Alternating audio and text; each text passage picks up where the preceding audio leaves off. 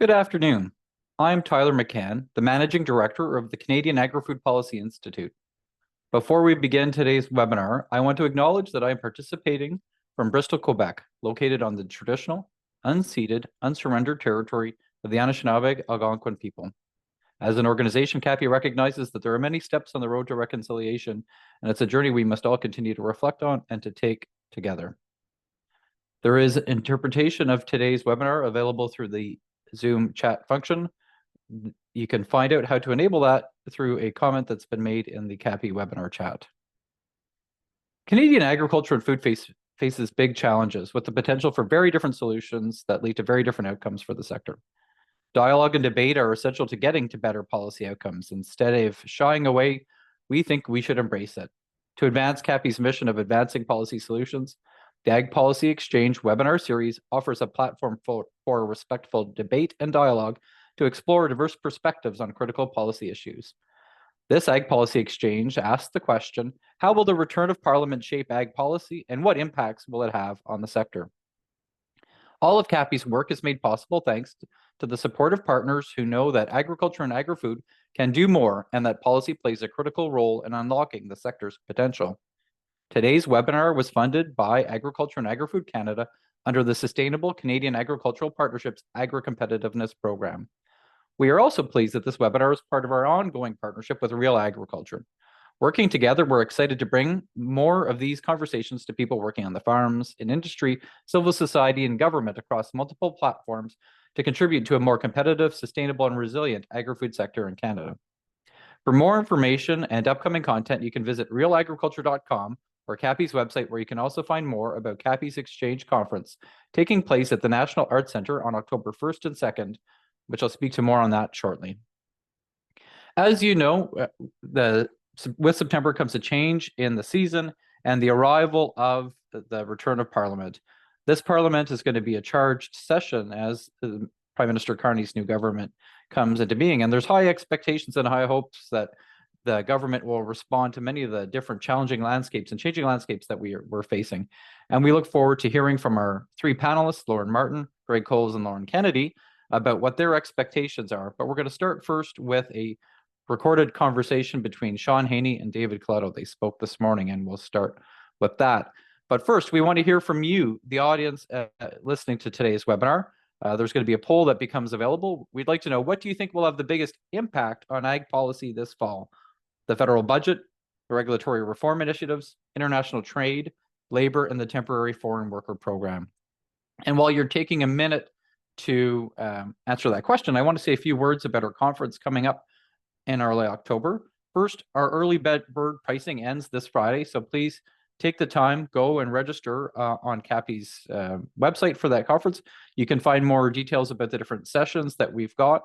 We'll have an in-person ag policy exchange moderated by Lindsay Smith from RealAg, with panelists Mo Yagi, Margaret Zafiriou, and Brian Gilvasi. We've got a variety of other speakers that are going to be really diving into the topics about risk and looking at this from a bigger strategic perspective around risks facing the sector. So please take the opportunity to register. We look forward to you joining us. And now the results from our poll question.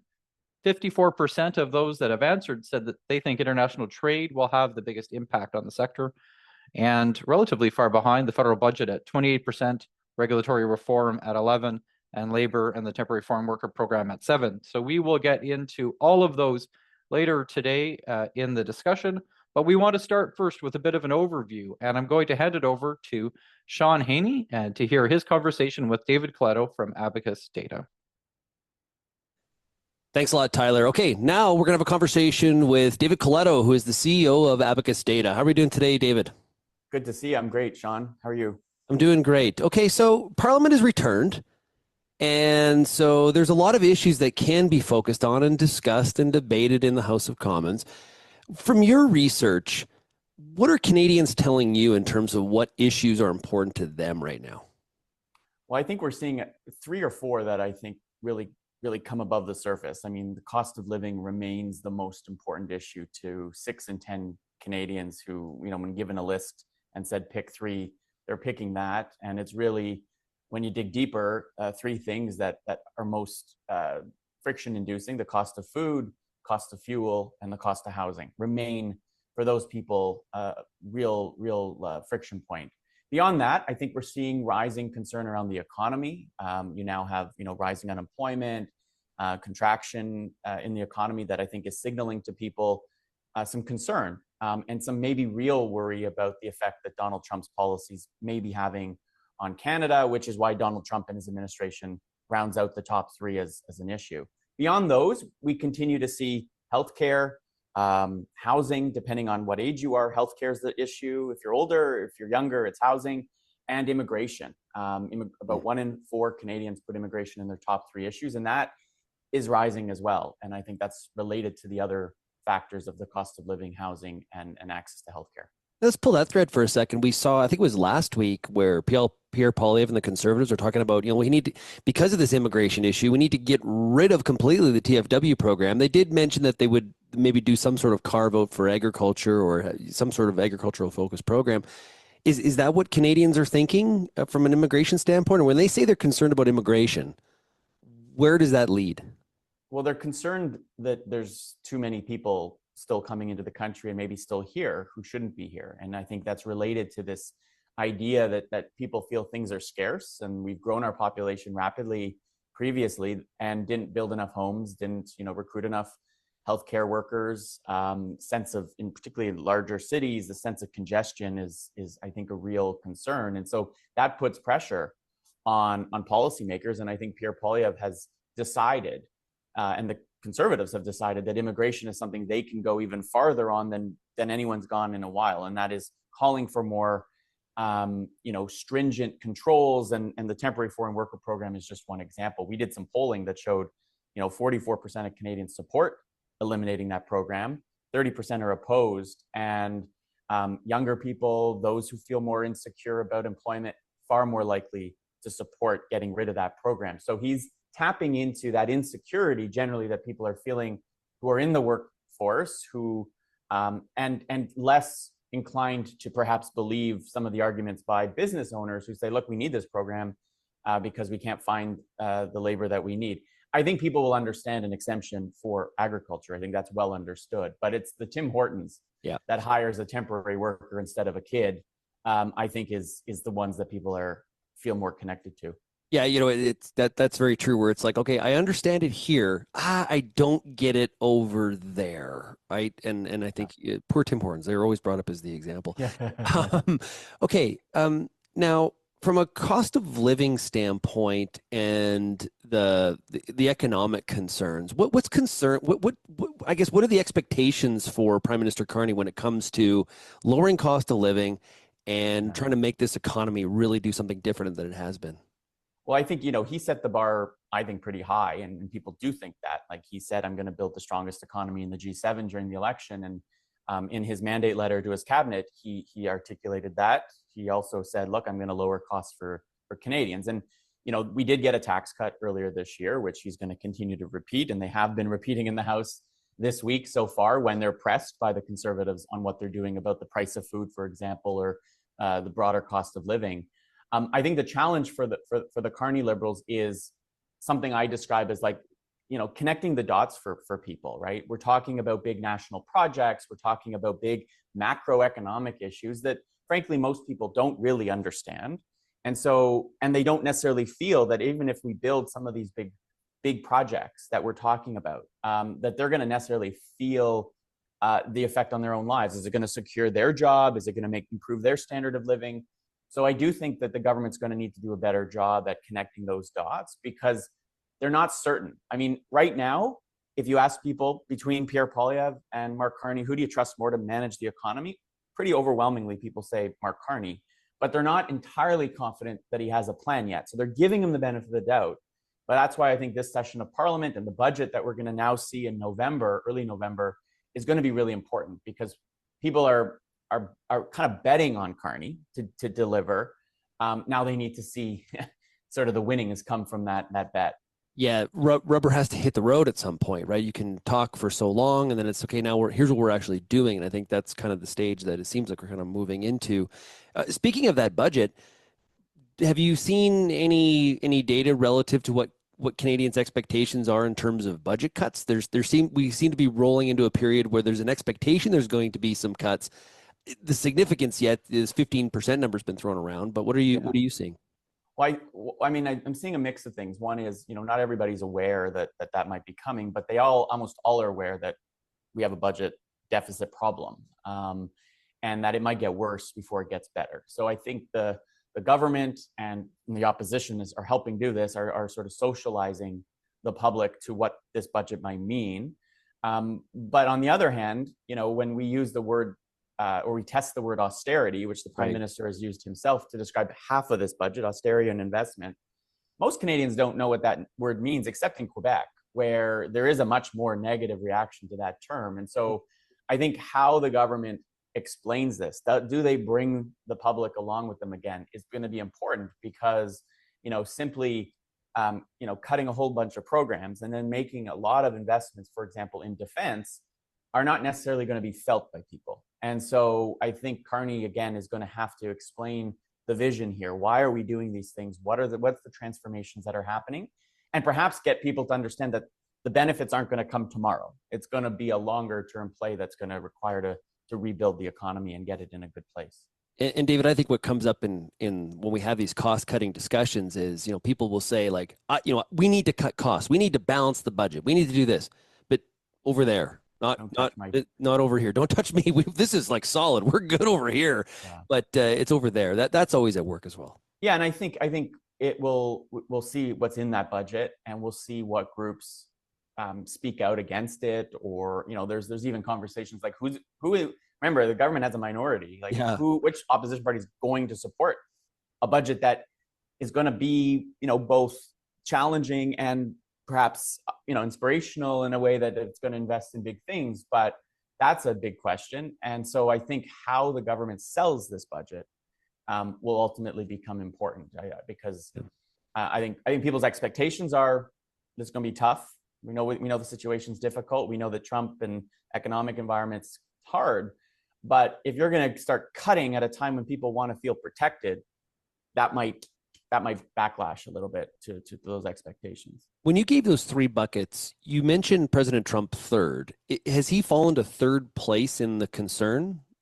Yeah, we've seen some, retreat away, and people, he's not as salient. I describe it almost as a kind of a Trump fatigue setting in, right? Like we've been talking about him incessantly it'll be almost a year since his election last November. And I think there's a growing number of people who still are deeply concerned about it, particularly if you're older, if you're watching the mainstream news on a regular basis, you're still looking on what's going on in the US and feeling threatened by the disruption that he's causing and the uncertainty that he's creating around the economy.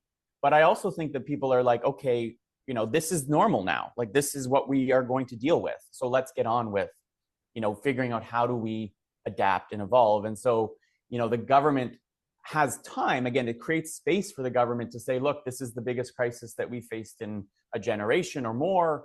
And so give us time. At some point, people are like, but what are you actually doing? Right? Like you're down there, you're talking a lot to this guy. Now you're telling me you're texting with the president. Show us some results, but not just on the trade deal, but also on like, what are you going to do to mitigate the effects of some of this stuff? And you're seeing it in, when it comes to, tariffs on canola and the government sort of recognizing that it's maybe going to get rid of the big tariffs on EVs from China in a response. So this government seems to be very responsive, right? When pressure's put on them, whatever Trudeau would have done, they are willing to throw out and make some changes if it's going to create the conditions for which they can, I think, drive things forward. So from that perspective, I think there is opportunities for ag and others who maybe felt they were talking to a brick wall with the Trudeau government. That may not be the case with this government in Ottawa today. Yeah, I think that Trump fatigue is a good way to put it. Also, I wonder about I have a perception too that, if I think back to the first Trump administration and the NAFTA renegotiation, when I talked to groups in Canada and in the US, there was a lot more like, will we even have a free trade agreement when this is all over? It seems like there's like this baked in at this point, like they're concerned, but they're like, you know what, it's going to be noisy and it's going to be loud, but there's no way economically these three countries can't have a trade deal, and it's going to be figured out. It's almost like it's that desensitization of the topic. But that's anecdotal. That's not data driven. Yeah, I mean, I think when we ask people, do you think that there will be tariffs on Canada after this is all settled? Most say yes. 87, in fact, almost everybody believes that we will not have what we had for the last 30 years. There will be something different.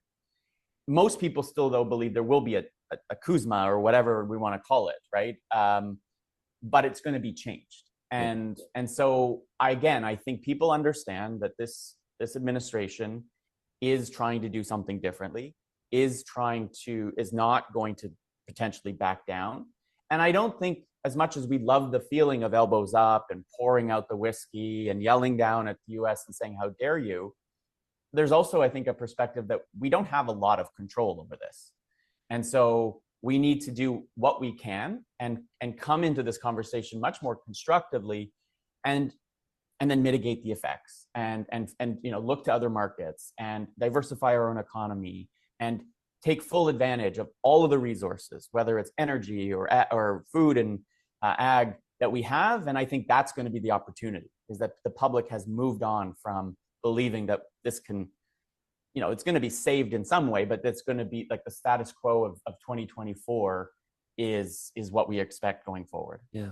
The political lanes have kind of shifted in Canada, right? With if you compare Prime Minister Carney to Prime Minister Trudeau, Carney's taken up some of the issue lane that maybe the Conservatives owned previously.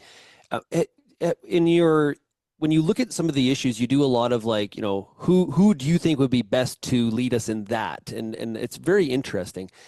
Where do the Conservatives fit based on your polling and your studies? Where do the Conservatives sit right now in terms of owning an issue?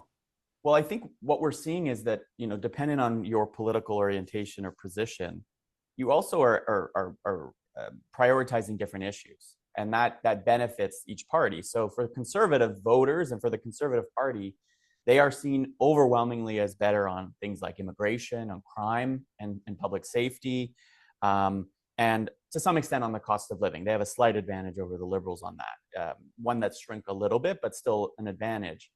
On the other side, you've got the Liberals who have a very clear advantage when it comes to who do you think is going to best deal with Trump. If you care about Donald Trump, if you think Donald Trump is threatening, Mark Carney is the solution in your mind, at least right now, when you put the two head to head, the Liberals and the Conservatives. Liberals also are seen as stronger on climate, on healthcare to some extent. And what's interesting is they're about tied among people who care about the economy. And that is different, right? Historically, the Conservatives have always done better on the economy, but because you have Mark Carney sitting in that seat, and overwhelmingly people believe he has the skills and the experience to manage the economy. So until they're proven wrong, and they may not be, but until they are, they're going to believe that Mark Carney has that advantage. So that is the advantage the Liberals and Mark Carney have on an issue they might not normally have. But their weaknesses are immigration, crime, and the cost of living, which is why the Conservatives are going to keep focusing on those issues, as opposed to, they don't want to talk about Trump at all if they don't have to. What lane do the NDP have? What do you see there? Well, we'll see. I mean, there is a space because, as you said, like the Liberals have really moved to the center and maybe in some issues to the center right. And so there's a wide open space to be talking about certainly climate and the environment, which Carney has kind of, he's gotten rid of the carbon tax. He's lifted the EV mandate. A bunch of legacy issues from the Trudeau government have all but disappeared on that issue. I also think there's, some of the more social type issues, like no one's talking about healthcare in Ottawa right now. And so I do think there's space for the NDP. They just have a long road to get to figure out what they're going to be about. And I also think AI in the future is going to be a place the NDP could play in if increasing concern around, automation and people losing their jobs because of that becomes something they can sort of hook a ride on. But right now, I think the NDP needs to figure out first who's going to lead them and really what they're about. And so I don't think the Liberals feel so worried about the left side of their flank at this moment because there's not really anyone pulling them that way. Do you get a sense from Canadians that, there's been a lot of talk about, this is an opportunity, if not now, when it comes to, trying to really drive some changes and mainly a lot of this is spawning from the diversification away from the US trade file and finding, more of a diversified market.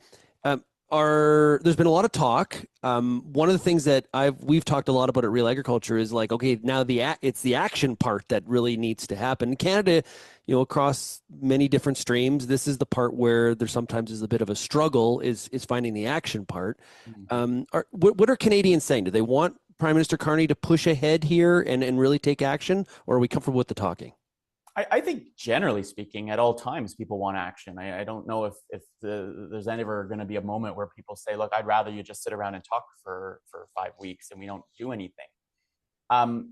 But, as much as our leaders are telling us this is a once in a lifetime kind of moment to do big things, it sounds a lot like those few weeks or months after the pandemic where everyone was saying this is the great time to build back better. And, people got lost in the weeds of the day-to-day. And I think that is still going to be the government's challenge, is that, yes, it can try to think that it's driving this big picture agenda. But below that, there are deep concerns around people's, job security, affordability. Today, the Bank of Canada lowered the interest rate, which is in one way good news, but in another way bad news, because it's signaling that our economy may not be that strong. Yeah. And so I think there's just going to be this push and pull, and the government's going to have to find a way to thread the needle of pushing an agenda of big, radical, bold action, while at the same time signaling to people like, we've got your back. We know you're going through some difficult times, and what are they going to do to help people? Because if you just tell people, hold on. Yeah. The analogy I've been using, Shaun, is like, imagine I invited you and everybody listening and watching over to my house for Thanksgiving. And I pulled out this raw turkey and I put it on the counter and I started like dressing it. And I said, this is going to be the best turkey ever. But come back in 10 years because it's going to take that long to cook. You're going to like be left there so unsatisfied and so impatient that you're going to probably dislike me and never come back to my house again. That's kind of what's going on when it comes to these big projects, is you're basically asking people to wait a long time to see to reap the benefits. And I don't think people have that much patience. And so we'll see. It's going to be a a tightrope walk for Mr. Carney and his government. Yeah. Last couple minutes here before I know you got to run. Agricultural focused issues. Any messages for the audience here that are living in this day to day? Yeah, I mean, I'm disappointed, frankly, as somebody who's not, everyone who listens, I'm not like a farm kid, but I believe in the sector, that we aren't hearing enough, I think, from the government on that. I still believe there's an opportunity to push an agenda, to make ag in many ways, whether it's from a technology perspective, from a production perspective, from an infrastructure. How do we get these products to market? That whole ag superpower, food superpower framing, I think still is there. And I think there's an opportunity to tell that story. And I do think this government's probably more open to hearing it than ever before. So I see a lot of, as much as there's some challenges and it's still there's still a lot of uncertainty depending on what part of the sector you're in about what the Trump trade deal is going to mean. I feel, you should feel more bullish today than you probably did in the last decade, because you probably have a government who's at least more inclined to listen after they get through this really choppy period. I think the public's with you because they trust farmers. They believe we should be self-sufficient and we have what the world wants when it comes to food and ag. And I think the government can be convinced with good advocacy and consistent, like I like to say, constant gentle pressure to push and move in that direction. Yeah, great stuff. Hey, David, thanks so much for joining us here today for this webinar. I really appreciate it. You're welcome. Thanks, Shaun.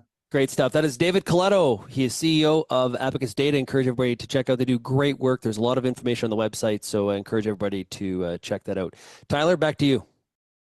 Thank you, Shaun, and thank you to David for taking the time to do that with us this morning. I think that sets the stage very well for a discussion with our panelists. We're actually going to bring all three of the panelists in right away.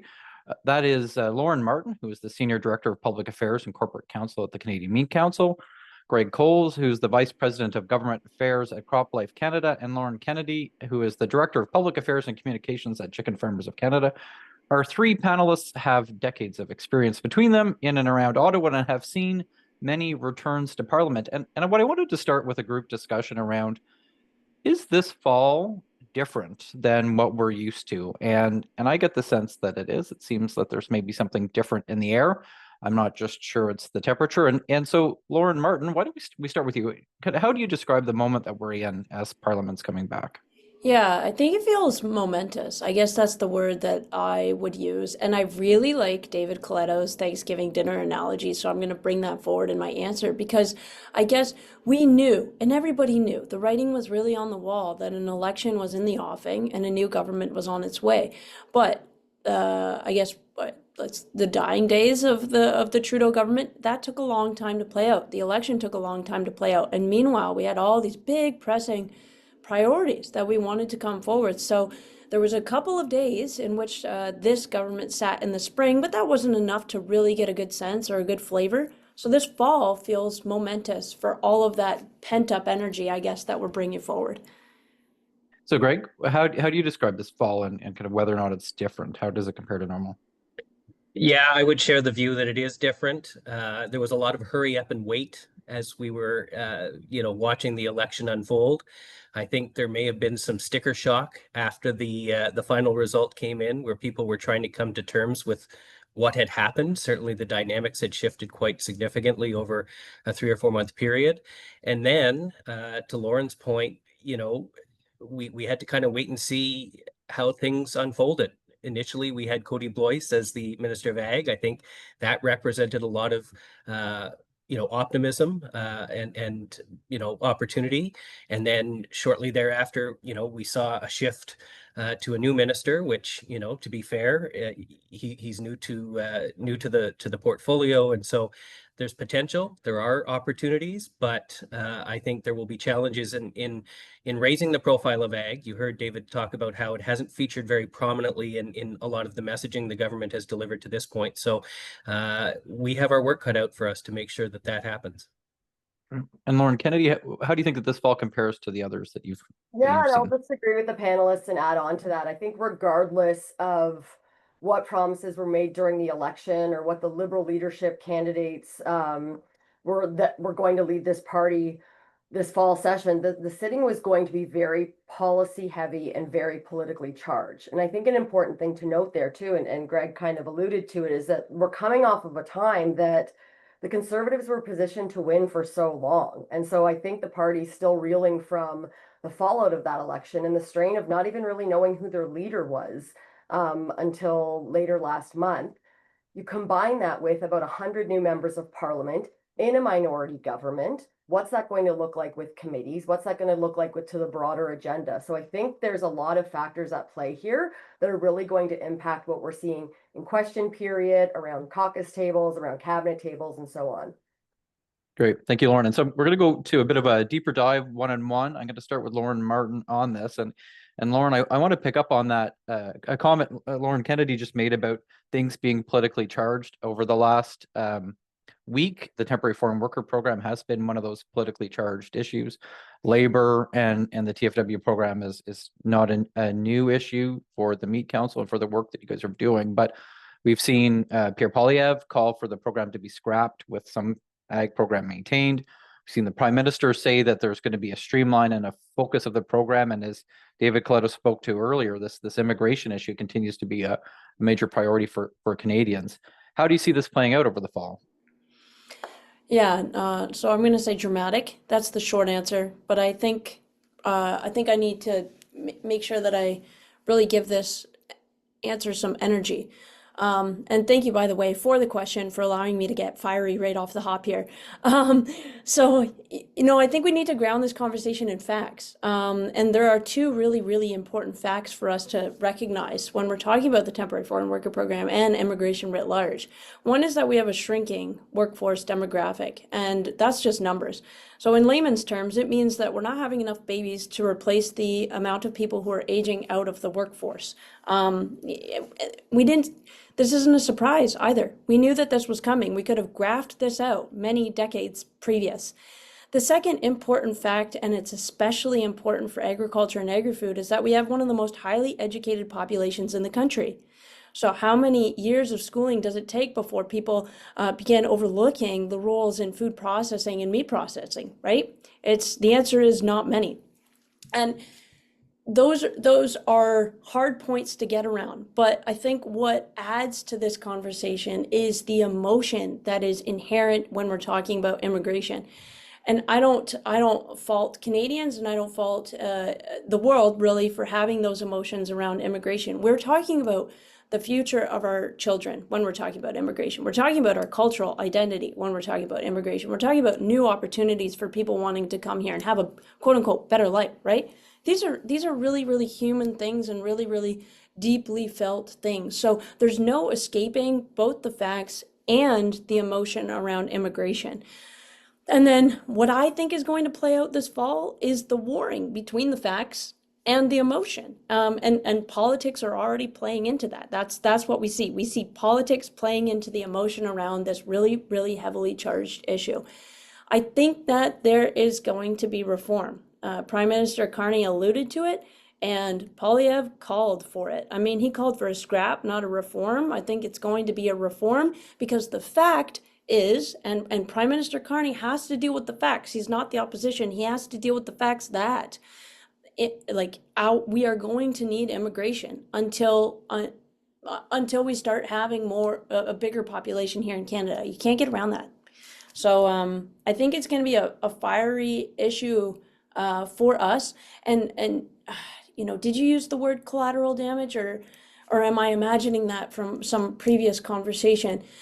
Like, it is possible for agriculture to be collateral damage in this large conversation. This is not just about the temporary foreign worker program, and it's not just about agriculture and agri-food. It's immigration writ large. I think that's our role here as industry representatives, to make sure that they get the facts right, and we're going to have to be really sharp in order to make sure that they do so. And Lauren, one of the things that often comes up in agriculture is that this kind of debate around terms. And I'm curious around, so that, the Conservatives said scrap the program, but maintain something for agriculture as a piece of the value-added agriculture system. Where do you think that the Meat Council and other food processors fit in, maintain something from agriculture? Do you think that people know that our food processors need to be maintained as part of that ag program, or is that part of the work that you need to do this fall? It's interesting. I would have said in 2024, when the previous government decided to reduce the cap from 30% down to 20% across the board, we had to really work hard on an exemption to the further reduction from 20% down to 10 because we need them, et cetera, et cetera. When we started those conversations, the meat processing's role in this equation, or why and when we need access to immigration, wasn't well understood. But you heard from David Coletto here today, who says that he's not a farm boy, right, and can kind of carve out agriculture. And I see it on the national level conversation, that there's a carve out where people do understand that not a lot of people are lining up around the block for various reasons to do this work. It's not glamorous, but it's true. So I think that there is an understanding, but where you draw that line, like, again, our opening session between Shaun Haney and David Coletto talked about this. Where you draw that line, is Tim Hortons worthy of a temporary foreign worker and a meat processor? Like, are they or aren't they? Are they in the schema of who needs workers? I think that's difficult, but there is one kind of fact that I want to redirect, and I'm going to, I think, throw the Tim Hortons of the world a bone here. Like, temporary foreign workers aren't cheap labor. It's not cheap. There's nothing cheap about it. They're actually more expensive to bring in. You often have to overcome for the fact that there is no housing available, right? So provide housing to some of these workers, and you have to pay a fee to get them here and possibly go recruit them, which involves flights and logistics and everything else. There's nothing cheap about it. I think if businesses could find the people that they needed, I don't think they'd be looking to an immigrant population. Right.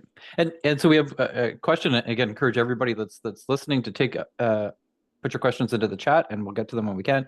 First question that came in was around immigration, and the question includes: do you think that there's an opportunity to create new programs like the Atlantic Immigration Program, or revive the Agri-Food immigration pilot that focus on bringing people into sectors where there's and regions where there's clearly this need? Is that part of the solution that we might see this fall?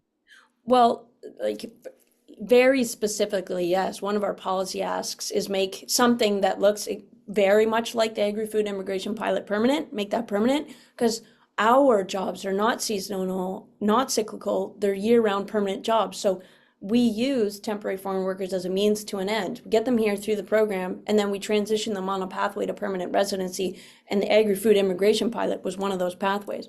But let me be broader for this broader audience.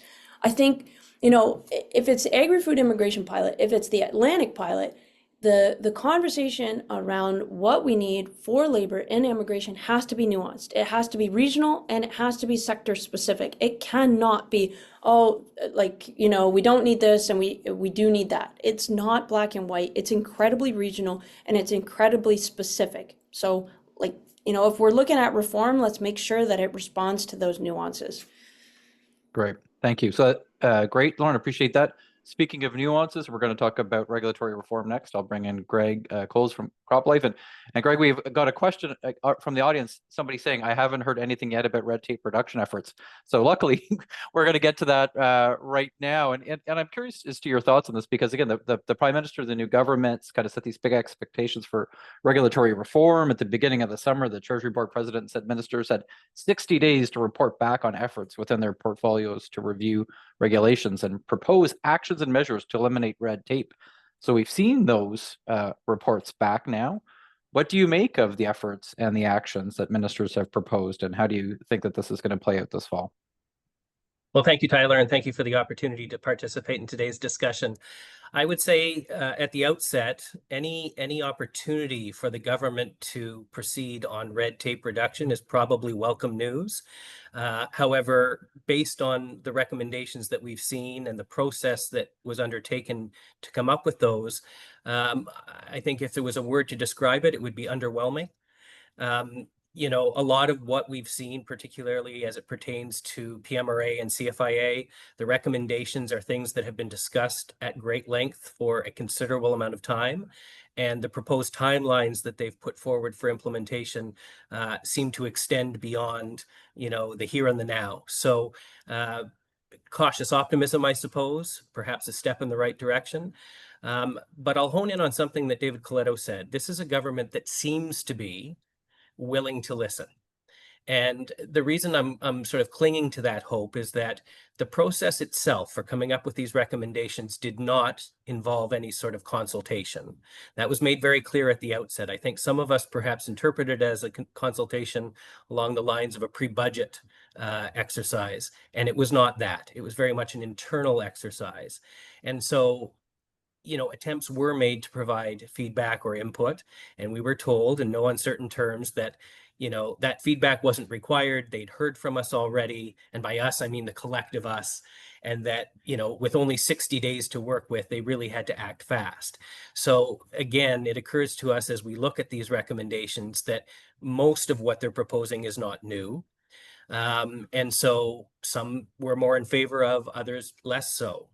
But in talking with, senior officials, political minnow staff, and so on, there seems to be an acknowledgement that this is step one of a multi-step process, and that consultation and engagement with industry will be important and will be welcome. Again, a lot of words to this point, not a lot of action. And so we don't have a specific timeline. We don't know what form these consultations may take. So we have any number of examples of things that could be done very quickly, very cost efficiently to, create greater efficiencies. We recognize, and it's been hammered home by by MPs. I think of conversations we've had with folks very close to the ag sector or understand ag issues, and they're saying, look, don't expect additional funding announcements.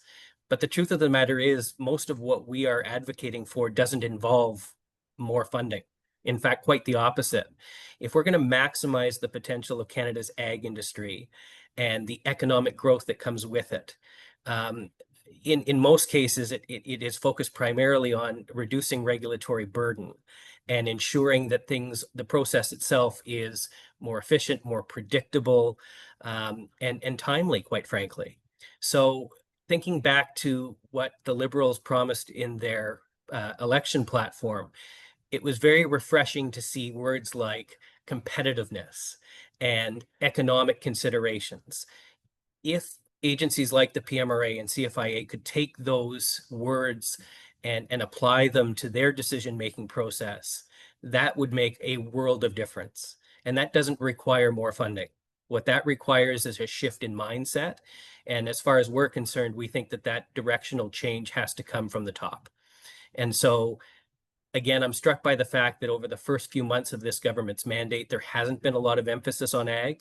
Yes, trade issues have sort of touched on us and in some sectors or some parts of the sector very, very significantly. But it's a bit mystifying to me, and I think, again, David Coletto alluded to this, that the government hasn't seized on the potential of our sector in order to help them achieve their objectives.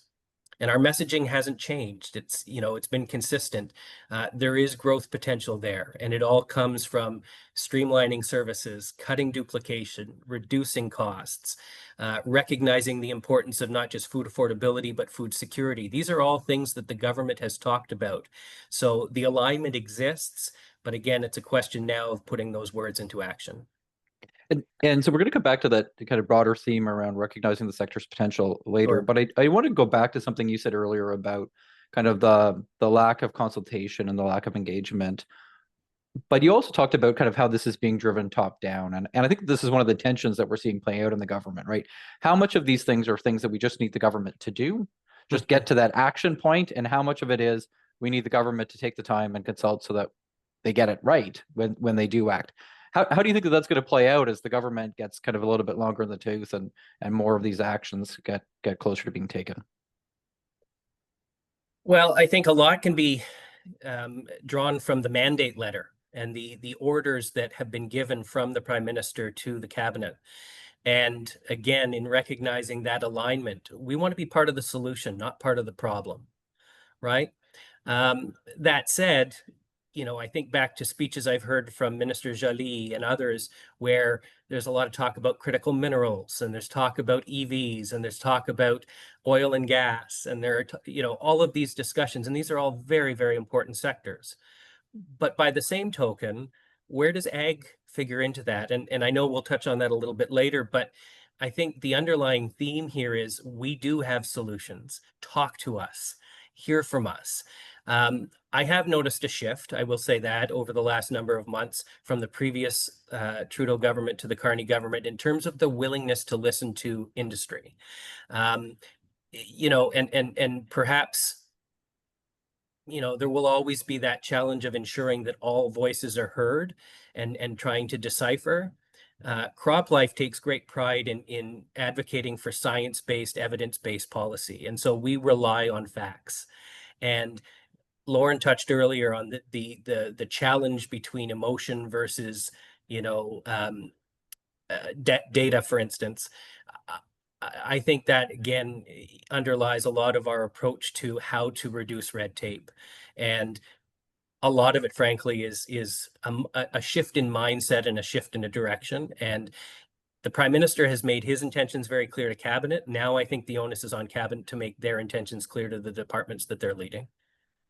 Great. Well, I appreciate that. Again, we'll pick up on some of these themes in a minute, and I'll bring in Lauren Kennedy to talk about one of those things that's going to become clearer this fall around the budget. And Lauren, Chicken Farmers of Canada has put forward some budget recommendations. This is something that many organizations, associations do. You talk about in your recommendations closing loopholes for fraudulently imported meat, increasing the availability of animal health products, and increasing or prioritizing resources in agencies like the CFIA to better manage animal health products. I think that some of those recommendations certainly kind of pick up on Greg's point around you need to kind of do government smarter, and they don't necessarily cost something. But when it comes to prioritizing investments, there is a cost. But we've seen the Prime Minister say we need to spend less and invest more.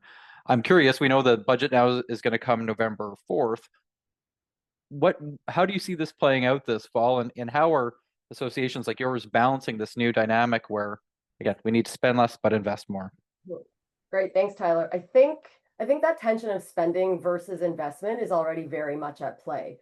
Carney's signaling fiscal restraint, both to reassure markets and Canadians, yet he's already got these big ticket projects in motion through Building Canada Homes Agency, through the Major Projects Office, and so on. So I think it's really more of a reframe that they're spending on jobs and housing and security as these long-term investments as opposed to those short-term fixes. And then they're tightening the belts elsewhere. Frankly, I do think that means that's putting the onus on those individual ministers to make those cuts. They were tasked with that 7.5% reduction earlier in the year. And the sense I'm getting around the table is that if they're not thinking and reacting with that business mindset, they're out. So like you said, budget has been announced for November 4th. But with a minority government, like the Liberals can't afford to have their first fiscal update that abandons any of their campaign promises. They'll have to truly work to the center to remain true to themselves and then cooperate with the other parties. Obviously, in this case, it would probably seem to be more the Bloc and the NDP to get that budget passed. So I'd say expect sort of that restraint on the operating side, but those continued capital and long-term investments that will both secure projects, but really secure votes on the floor for them. From our perspective, and you're asking what it looks like for an industry association, I think it's always important to remind government that your membership, so at Chicken Farmers of Canada, in our case, those are farmers, and they're still voters. And so regionally, that's even more important in a minority government. Farmers care about fiscal restraint and investment in social programs, businesses, and their communities. But the reality is the areas that are of importance to them, the things that they see on the ground, remain their priorities. And so we always see that like our priorities only change when our farmers want them to change. So as government relations professionals, we have to actually adjust our language and how it fits into what those parliamentarians want to hear. And so you mentioned our longstanding issue of fraudulently imported meat. We've shifted that to be a reminder that this is border fraud, and tackling this issue will tighten up the borders, which is what we've been hearing from Trump since he took office, and obviously better contribute to the Canadian economy. In terms of our animal care recognition protocol, we're seeing that almost 90% of Canadians support that, Canadian consumers. Those consumers are also voters, and we have that geographic breakdown to showcase it. Animal health products fits nicely into the red tape reduction review. And then investments in programs to support pieces like animal disease will save long-term government costs, whether it's on research, disease mitigation, compensation, and so on. So for us, it really is about best positioning the issue that may have already been around for a long time to fit into the government's language and mandate. And how different do you think that language and mandate is between the previous government? Again, I think there's this ongoing dynamic playing out where it's like Liberal government, but I saw someone say recently that it seems like the Carney government is closer to the fourth term of the Stephen Harper government than the Justin Trudeau government, and I thought that was kind of an interesting frame. How much of an adjustment have you had to make, and kind of how do you see that actually playing out in the day-to-day work that you do? I think in agriculture, I kind of feel like in any government, it's that we're starting from scratch every time, unfortunately. And so particularly in ministers' offices that aren't the agriculture minister's office, it's going in and starting with the language from scratch. Here's our economic contribution. Here's the issues on how both they affect the constituents in your members, in your minister's riding or in your province and so on, as well as what it means for broader Canadian sense. The shift I'm seeing from the mandate is just a lot of the nice to haves that the Trudeau government was always working on are no longer existing in the Carney government. This is the mandate. You know, you've got 7 priorities in the mandate letter. Ministers don't have individual mandate letters. This is the box you are fitting into, and all those nice to haves just aren't going to happen this time around. Right. And again, I think but do you think that they'll actually be able to deliver on that, right? Because you talked earlier about politics, and we'll bring Greg and Lauren back in. But I'm curious as to around as you get into that kind of the hard choices around the 7 priorities in the mandate letter, it gets to be tough, right? Like the rubber hits the road and choices have to be made. Again, do you think that the government will be able to be that focused as they get through the fall and deal with everything else that's happening around them?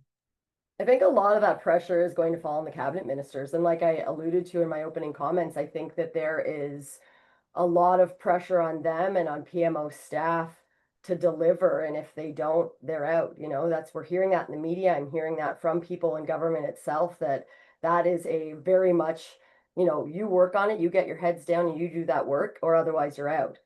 Will they be able to deliver? I think time will tell. Again, it's a minority government. There's a lot of work to still be done with those partners in the bloc, and there's not much left in the NDP. So a number of conservative caucus members and that will need to be doing some jockeying with the government as well. Well, and again, I think it'll be interesting to see how that plays out. So we'll bring Lauren and Greg back in, and I want to start with this kind of question around agriculture strategic sector.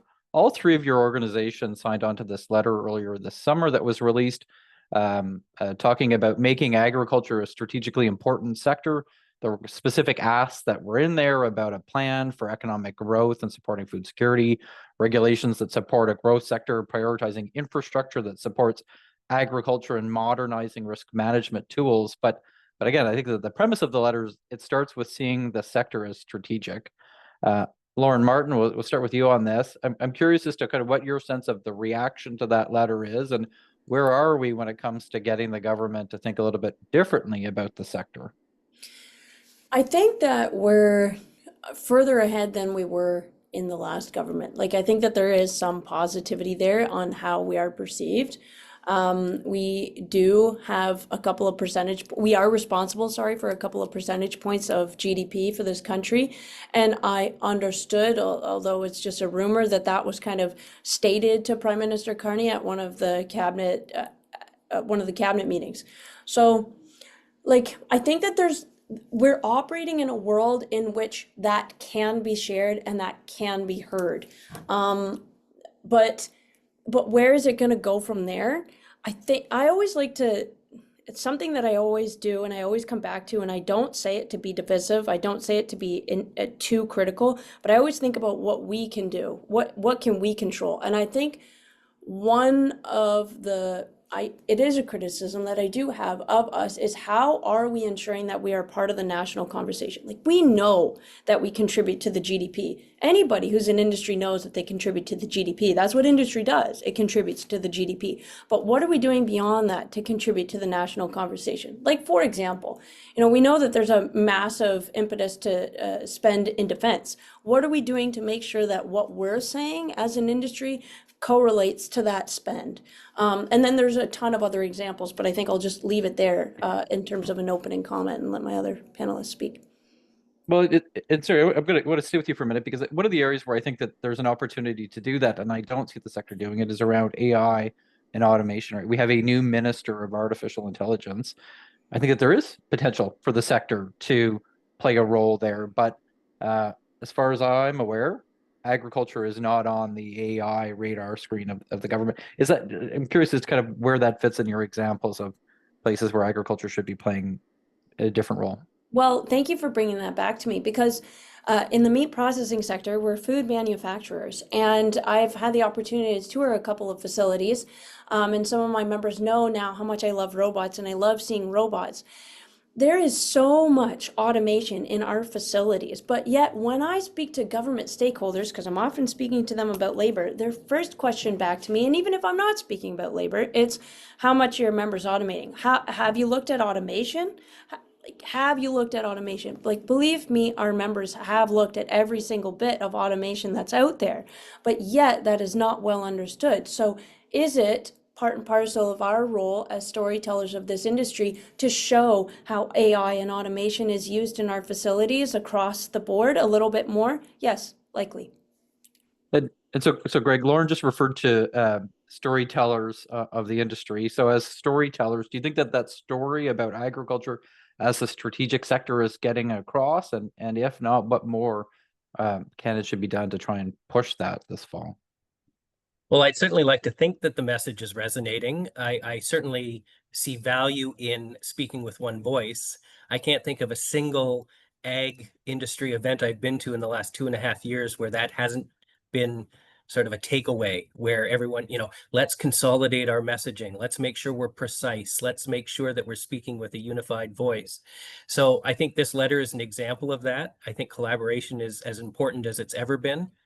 And I would like to think that that message is being heard by more than just one or two cabinet ministers. I think Minister MacDonald has a huge challenge in making sure that his portfolio is viewed in the same light as so many others.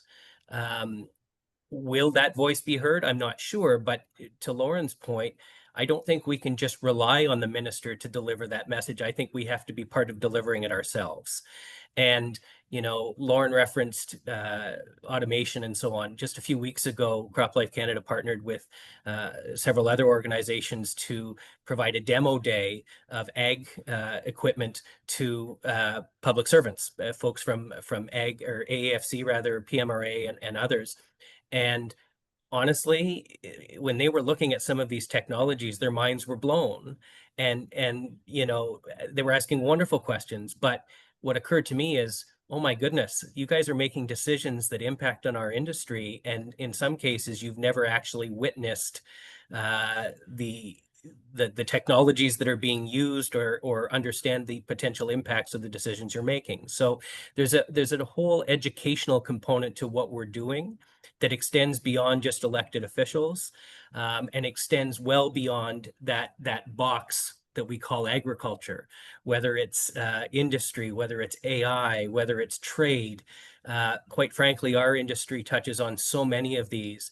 And just quickly, anecdotally, when we reach out to meet with parliamentarians, and there's been a huge emphasis over the last few weeks and months on the ones who are less familiar with us, newly elected MPs or newly appointed senators, quite often the response we'll get back is, oh, thank you for asking or requesting a meeting, but my boss doesn't deal with agriculture or doesn't sit on the ag committee, and therefore we can't, send us your material, but we can't meet.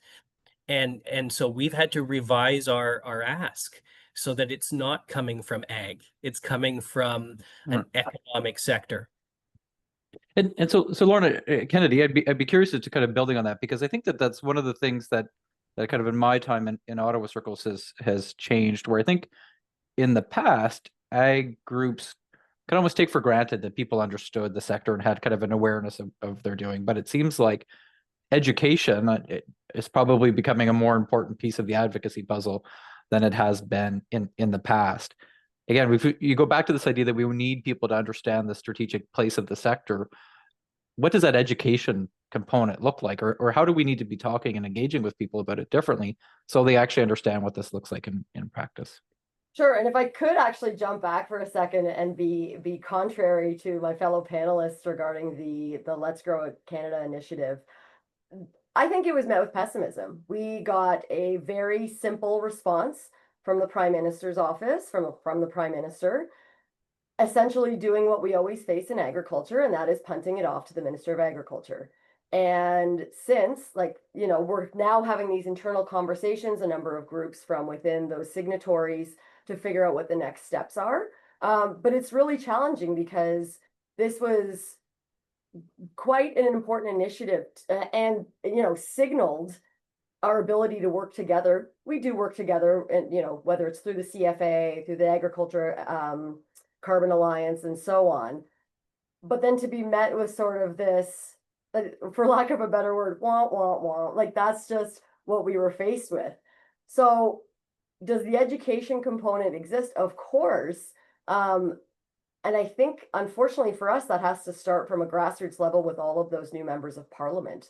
And it really is that, yes, you like chicken. Yes, it's Canada's #1 meat protein, but here are some concrete issues that the sector is facing, whether it's trade, food safety, labor, and all of that. And that just takes a lot of time, unfortunately. And with minority governments and with just ever-changing staff and so on, it just kind of feels like you keep climbing up a ladder that has no end to it.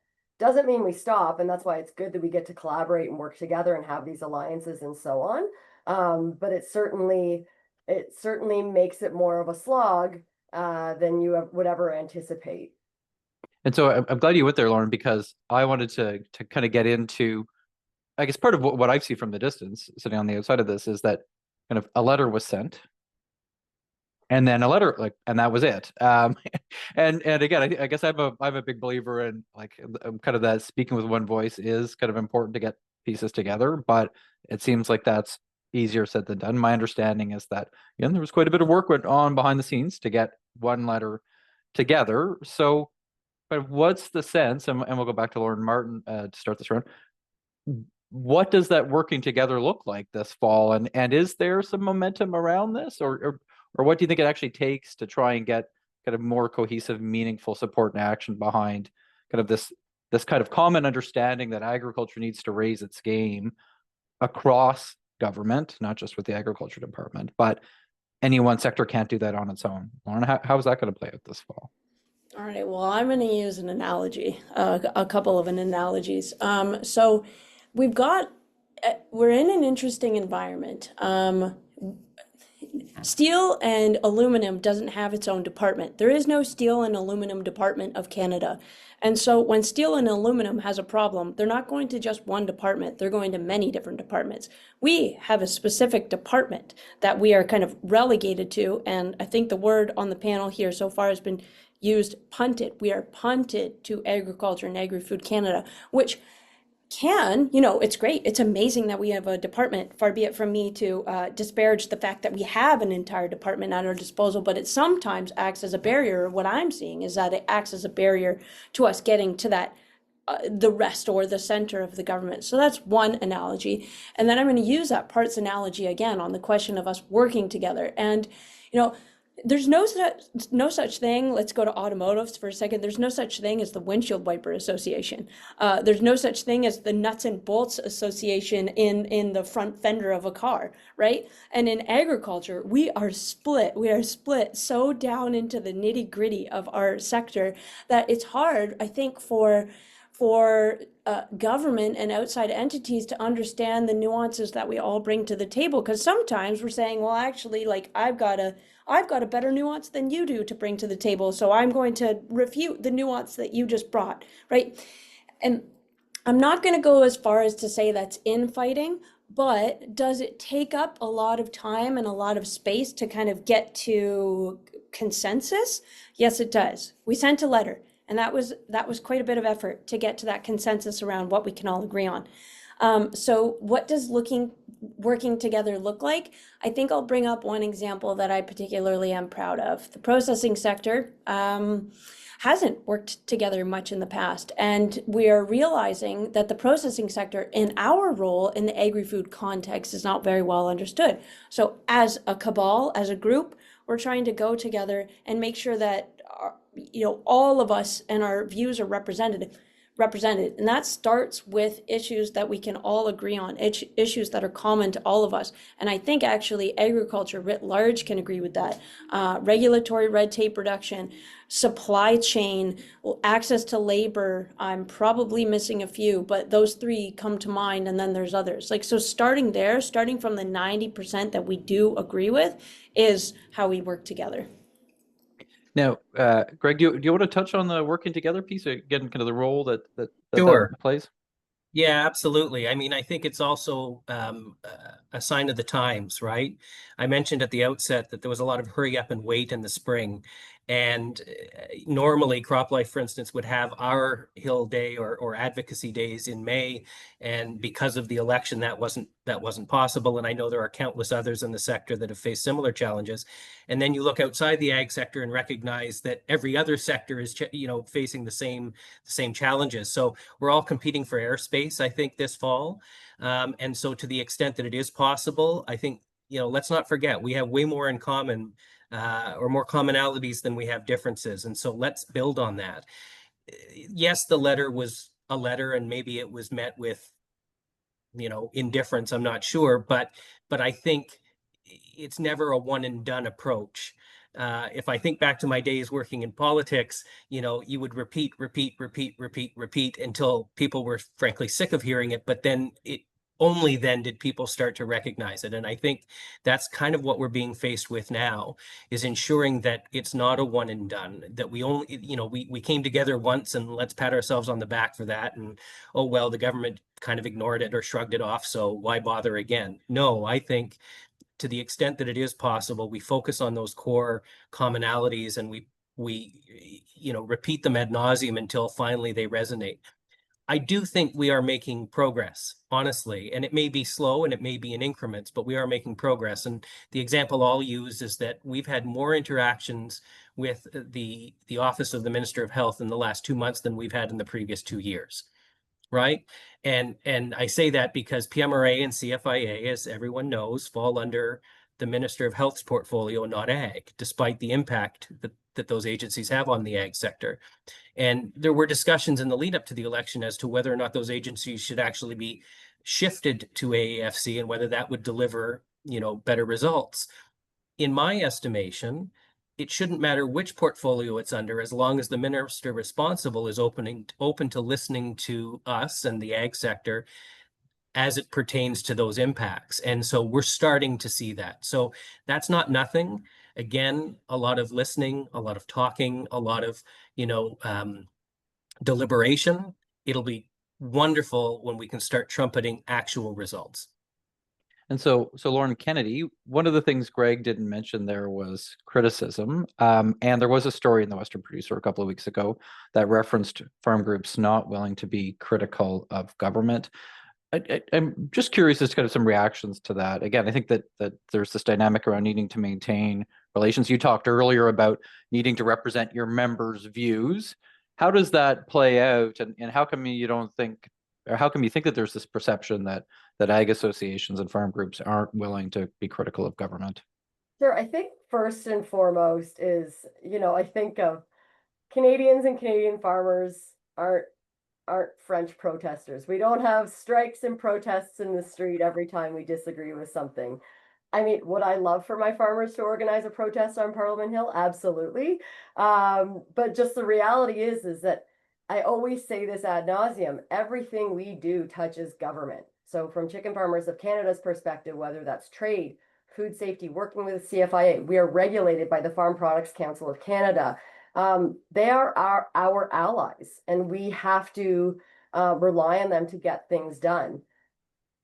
Does criticism exist? Of course, but I know from our perspective, it's far more important for us to work productively, even when we're ticked off, as opposed to, walking away from something, because we just can't, you can't walk away. We still need government to help us produce, help us to feed Canadians, help us to contribute to the economy. And it's Greg, I know that there's some situations when probably CropLife members get ticked off by decisions government made. I think that there was a decision on dicamba this morning that probably maybe has ticked some people off. But again, how do you balance that relationship and kind of that dynamic around being critical and finding that right space for that and still having a productive relationship? I think honestly, it comes down to being consistent and being trustworthy. At CropLife, we pride ourselves on relying on facts and science. And, I can sleep well at night knowing that what I'm advocating for is rooted in fact. And, we don't say one thing to one political party and something different to another. We are consistent. And we believe in being a resource. And so to the extent that we can be trusted and relied upon, yes, we will always identify shortcomings, whether that's, would be considered critical or not, I'm not quite sure, but it's all in the name of trying to make progress. And so it can be incredibly frustrating. And, I'm sure any number of our members, look at the headlines and they see again, words like the importance of innovation and technology. And then they look at what we're trying to deliver to the government, and the government is not really giving it the attention we think it deserves. Well, yeah, there's areas for criticism there, but all we got to do is sort of double down on our efforts, I think, to convince them. And again, it boils down to facts. And Mr. Carney seems to be a numbers guy. We have numbers for days that can back up everything that we are advocating for. And I think collectively as an industry or as a sector, if we are able to back up our asks with those numbers, odds are it will be more successful than simply, relying on anecdotes or trying to play to their emotions. Great. And we've had a helpful comment come in that the decision this morning was a proposed decision and that consultations will come. So appreciate the audience feedback all of the time. Lauren, kind of how do you see kind of that dynamic playing out? Because we are going to get into this space where budget cuts are likely coming. That may impact programs that are available to your members. We see the potential for this TFW program play out. How do you expect that you'll balance those tensions over the fall? And what are some of the positive proposals or things that you think that could potentially outweigh some of the negatives that are going to come with these changes? Yeah. So I think that there is a recognition, I think among most Canadians, right, where we need to be austere, where we need to be austere. So I think that there's a healthy bit of understanding, but offsetting that needs to be the opportunities as a result of trimming the fat. So if we become leaner and meaner, well, what does leaner and meaner look like, and where are the opportunities going to come from that? And my mind goes immediately towards trade diversification. Like I saw a comment come up in the chat around, well, we produce more than what we need. And yes, that's true. And actually, that's our competitive advantage. It's pretty amazing. We'd better make use of it. And so making use of it looks like opportunities for us to diversify trade. We have 2 major trade wars on now with our largest trading partners. So what other opportunities are out there in the world? And I think the other thing too is cut strategically. There are some things that shouldn't be cut. And so we haven't been advocating for less resources, for example, for the CFIA. They do really important work underpinning our food safety regime and also our world trade regime. So the cuts need to be in keeping with the opportunities that we hope to pursue. And so you mentioned the word trade there, and I did want to talk about this because, again, I think that we saw this in our poll question. This is the thing that people think is going to have the biggest impact this fall. I think there's a great deal of uncertainty around what may or may not actually happen, but we've got what's kind of playing out with the United States. Your members are being impacted by the China tariffs as well. What do you expect to see, Lauren, come on the trade front, and how are you approaching that going into the fall session? Yeah, so what we would expect to see is a level of sophistication on trade conversations, knowing the precarity of the position that we find ourselves in. Like, we have to be really careful that we're not making glib comments in the media that upset a trade partner and result in the loss of a market. Like, we got to be really, really smart about how we're playing on the world stage, and also be very self-aware about the size of player that we are on the world stage. Could we be a bigger player? Yes, but are we a geopolitical power? Not necessarily. And as a result, we have to be really, really cautious about the world in which we exist. So that's number one, a level of sophistication. Trade diversification, as I'll say that with a grain of salt, because diversification is an amazing concept, and we really thank the government for recently moving very quickly on some movement with Indonesia and opening up that market for us. But I'm going to borrow a phrase, I think, from our friends in canola. Economies the size of China don't grow on trees. So there's only so much you can diversify away from the economies of the US and China. That means, that brings me back to my first point around sophistication and how we manage those conversations. And Lauren Kennedy, this is trade's obviously going to continue to be a major priority for your members. How do you see this playing out this fall, and how will chicken farmers be approaching the trade issue? Sure. Well, and one of those things I jump off is kind of the opposite when you're looking at Mercosur. And there are a lot of ag groups that would be uneasy with having a deal with Mercosur. And we had Minister Sidhu going down to Brazil to reignite the conversation. And, you know, we have government saying to stakeholders that they're not going to proceed with anything if enough stakeholders aren't comfortable. And I know that from agriculture, that would open us to a potential flood of imports on a number of commodity items from Brazil and Argentina and what have you. So for us, certainly, Brazil is the largest exporter of chicken in the world and overall an ag powerhouse. So we're certainly paying attention to that and focusing on that perspective. And of course, like everybody, CUSMA, we want it to be a review, not a renegotiation, like the Americans might be saying. We, of course, fall under supply management, but we have a great relationship with the United States. They have a stable and predictable access for a high value product in chicken. And so we want to stay that way. And we are making sure that our government is certainly well informed of that relationship and what states are particularly exporting to us that benefit from it. I think that the other Lauren made a comment a minute ago about nuance, and I'd be curious again to get all three perspectives on this. It seems like this is a fall when nuance on a lot of these issues that we've talked about are really going to matter, and it also seems like a fall where we continue to be in this very polarized political world. So again, Lauren Kennedy, starting with you, kind of where does nuance fit? Again, we're a policy institute. We're like Policy Walks. Probably the people are listening would love for us to talk about nuance for a really long time, but where's nuance going to fit in this kind of political back and forth on trade, regulatory, other issues this fall? Well, I think actually what I want to focus on that you mentioned the political piece is that, you know, we also struggle with how government is going to manage these files in the sense that farmers live in rural areas and rural areas are predominantly represented by conservative members. And so how that fits into, you know, what decisions are being made and how they are able to influence and defend their farmers, as opposed to solely relying on talking to government about the issues affecting us.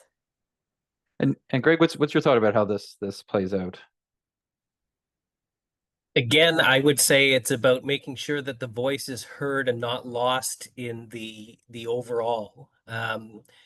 When it comes to dealing with the Liberals or the Carney government, you heard me say earlier, it's about finding that alignment. You know, allow us to help you achieve your objectives, which will help the greater good. In terms of dealing with conservatives, again, you know, it's this idea that we're trying to put the ag sector first. It's not about scoring points for or against.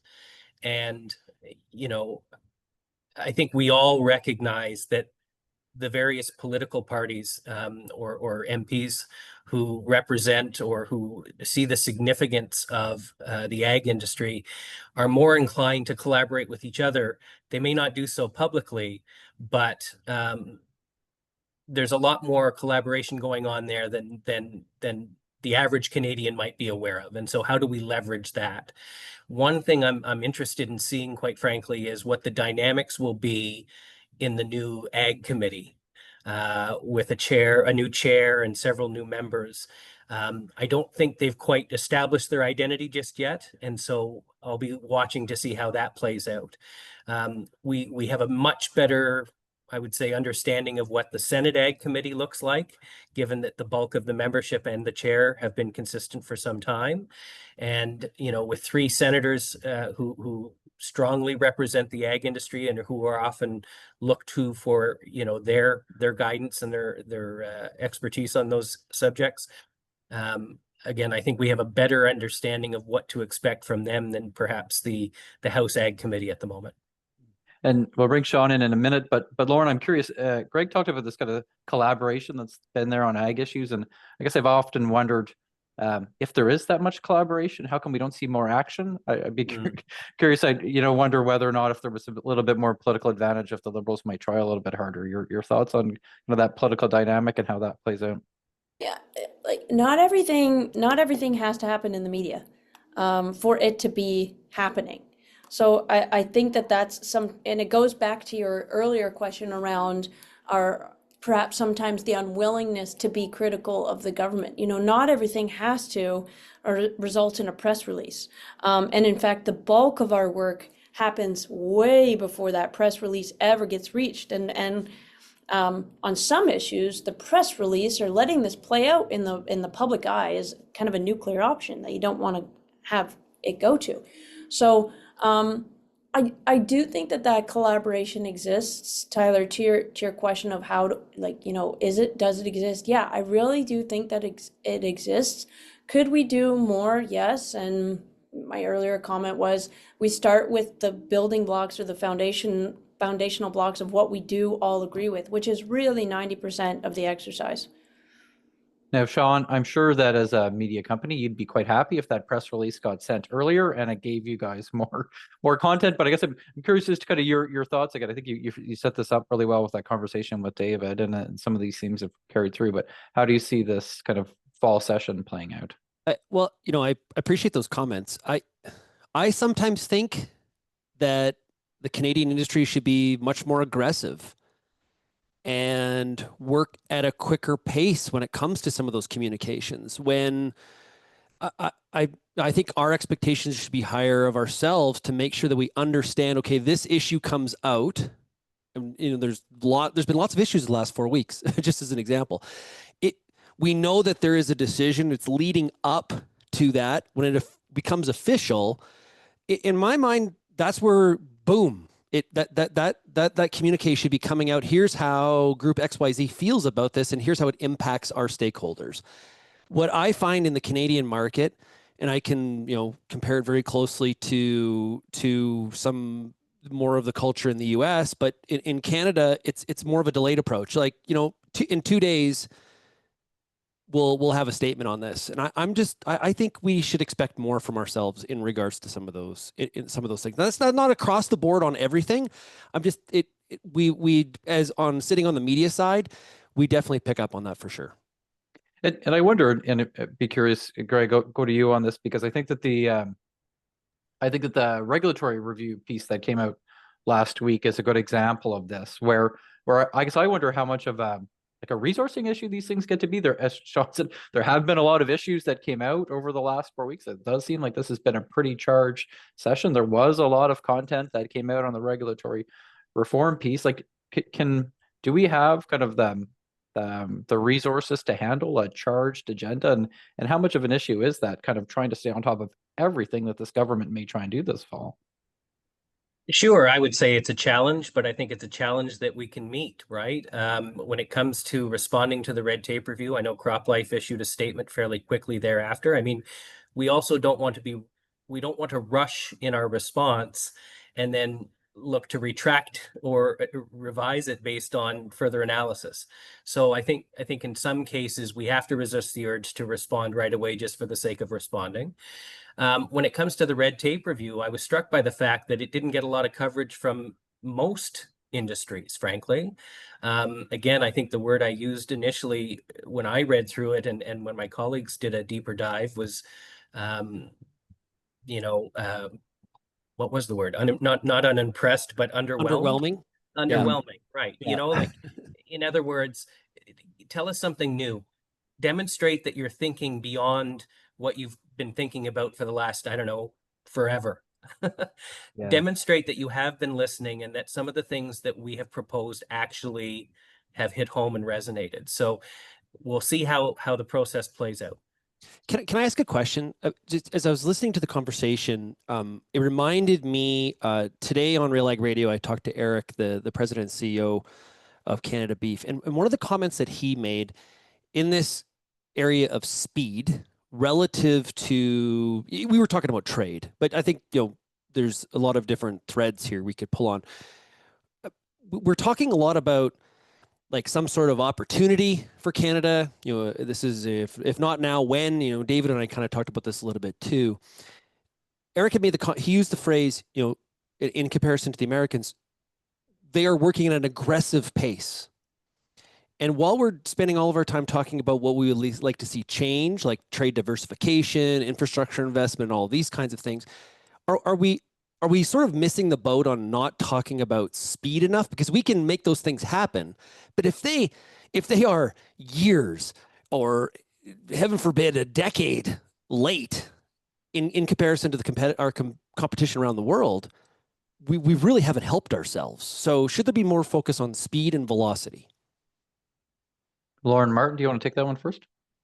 I think so. And I think it comes back to that really wonderful analogy around the turkey and Thanksgiving dinner. Like if it takes 10 years to make it, you're going to be really unsatisfied. I think the unfortunate thing is that we're working from a deficit position. Like really, we should have cottoned on to our need for speed 10 years ago, or at least 5 years ago, and we didn't. So now we're working from a deficit position. And it will be a question, I think, to Tyler's point, of resources to work ourselves out of that deficit. And even on behalf of industry, to tell that story right now while these decisions are getting made, like that's a major resource requirement, and it has to happen now. In addition to the fact, Tyler, you used the word session, like it's been a busy session. Actually, the session only started Monday. The summer has been incredibly busy. It's been hard to even look at that red tape regulatory progress report because of the other competing priorities that have been going on. And it's not to say we can't figure this out, because honestly, we need to. But I think we're in the red right now, and we got to work ourselves out of the red, even on the industry side. And I'm curious, Lauren Kennedy, so in kind of that context, understanding that we are behind and we are playing catch up, is this a situation where we could let perfect be the enemy of the good? And what we need to do is just see things happen and just try and build some momentum on actions? Or is this the type of thing where, again, we need to take the time to get things right and kind of see how that plays out? Yeah, and I would agree with Lauren on that there's just so many competing priorities. And when it comes to government itself, or even we're in a minority government, private members bills, things like that sometimes aren't our strategic priorities as an organization, but end up sucking up so much of our time because, these PMBs are passing very swiftly through the House and the Senate, or, something happened with one of our trading partners, canola with China being an instance, things like that your priorities have to shift so quickly, and you can only move as fast as how much that change is happening. Coupled that with your partner in this is government, and government does not work at a fast pace. And so it makes it really difficult for us to build any sort of momentum on the other stuff that chugs along in the background as priorities when other things are happening. And at the end of the day, too, like we're just out here trying to sell chicken. And so we're also trying to talk to Canadians and consumers about Canada's #1 meat protein and make sure that they're buying it so that we can fix these issues so that we can keep selling more. And so Greg, maybe go to you kind of with a last word on this before I go back to Shaun. But on that need for speed, right? We talked about there was this speed around a 60-day regulatory review, and I'm not sure that we got much for kind of rushing through 60 days. What's your expectation that by the end of the fall, as we get into the winter, that we will actually have seen some big things happen? Is that speed, is that momentum going to happen? Again, I would say that hope springs eternal. Look, we all have a job to do in assessing priorities and triaging things, reacting versus leading, monitoring versus collaborating. That's what makes us good at our jobs, presumably, is that ability to analyze quickly and to react appropriately. In the case of CropLife Canada, we have members. We're going to want to consult with our members. There are certain issues where we have the luxury of leading and then reporting back, and there are instances where we're going to need to consult and work based on the consensus of our members. So every situation is different. Right at the outset of this entire conversation, we talked about how this fall will be different. I think we're still trying to make sense of this new reality that we're facing, and to the extent that we're able to be persuasive in our messaging and demonstrate in real numbers and using facts that there are distinct advantages to raising the profile of ag, and that we can be part of a broader economic growth strategy, then I think we can take some satisfaction in knowing that we do have an important role to play there. Great, thank you. And Shaun, I'm going to hand it back to you to wrap up in a minute, but I would like to conclude by echoing a comment that we've got. Very articulate panelists, well done. Thank you very much to Lauren Kennedy, Lauren Martin, and Greg Kolz for taking part in this discussion today. Really value this. I hope to see the three of you and everyone else watching at our event on the 1st and 2nd of October. Please go to the CAPI website where you can register. And again, thank you, Shaun, for this ongoing partnership with RealAgriculture. We enjoy working with you. So I will hand it over to you, Shaun, to wrap it up for today. Hey, this was fantastic. And thanks a lot, Tyler. I'm not going to be at the October event, but Lindsay Smith from our team, as you mentioned, is going to be there doing everything she can to definitely forward the conversation. You know, I think in this, it's really important that, you know, I think we heard from all the panelists, we heard from Coletto that, you know, this time is different. And there's a bit of a different vibe or a feel to this. And I think it's incumbent on all of us to do what we can to make sure that we seize that. If that is the opportunity, that we seize it and we don't end up in the same place where we started, where it's actually just the same as it always was. And I think it is critical, no matter if you're from the SM sector, you're from the export sector, there's so much diversity in this industry, and there's so many concerns.